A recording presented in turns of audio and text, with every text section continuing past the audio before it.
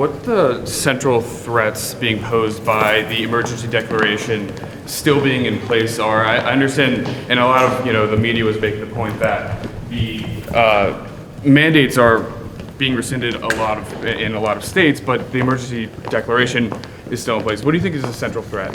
Well, the emergency declaration is a tool used to justify many of the mandates. If you look at the mandates, they have been used and they're still being used to fire people across the country, whether it is doctors and nurses being fired in healthcare facilities all across the country, whether it is truck drivers losing their jobs, whether it is airline pilots or flight attendants, thousands of them being fired over illegal vaccine mandates, or whether it is cops or firefighters or soldiers or sailors or airmen or Marines. There are millions of people whose livelihoods are threatened by these abuses, and these mandates are continuing.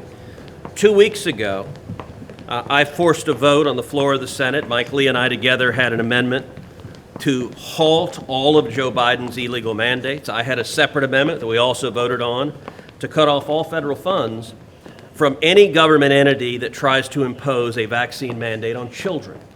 Government has no right to force you to give a COVID vaccine to your 5-year-old child. It ought to be a parent's decision, not some petty government official. We voted on the Senate floor. Sadly, every single Democrat voted to keep those mandates in place. And I think there is a growing frustration, a rage among the American people at these abuses of our rights. And the truckers today are giving voice to that frustration, giving voice to that rage. And the truckers are also asking for accountability at a Yes. congressional level. Yes. First, what's at stake if there's not a congressional investigation into the federal response to the pandemic? And second, where should that investigation be focused? Well, there needs to be federal investigations. I think the chances that the Democrats do that are essentially zero. They are open partisans. The Democrats are the corrupt corporate media is the left wing of the Democratic Party. And so the good news is we will have that oversight a year from now when Republicans retake Congress.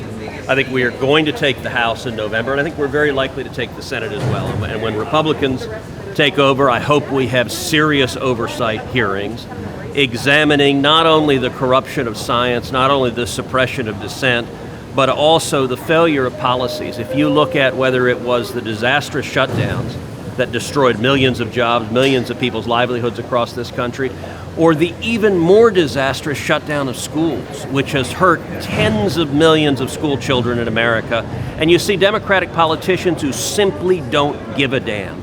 They're willing to arbitrarily inflict that pain. And I'll tell you, one of the sources of frustration on all of this is the obvious hypocrisy.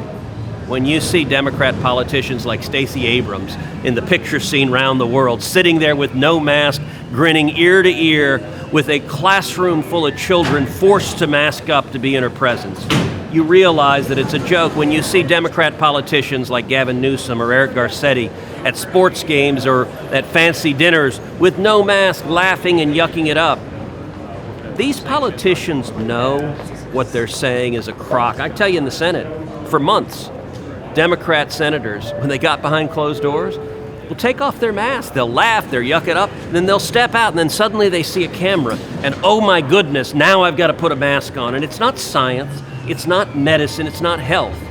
It's entirely about politics and theatrics. I think people are really fed up with it.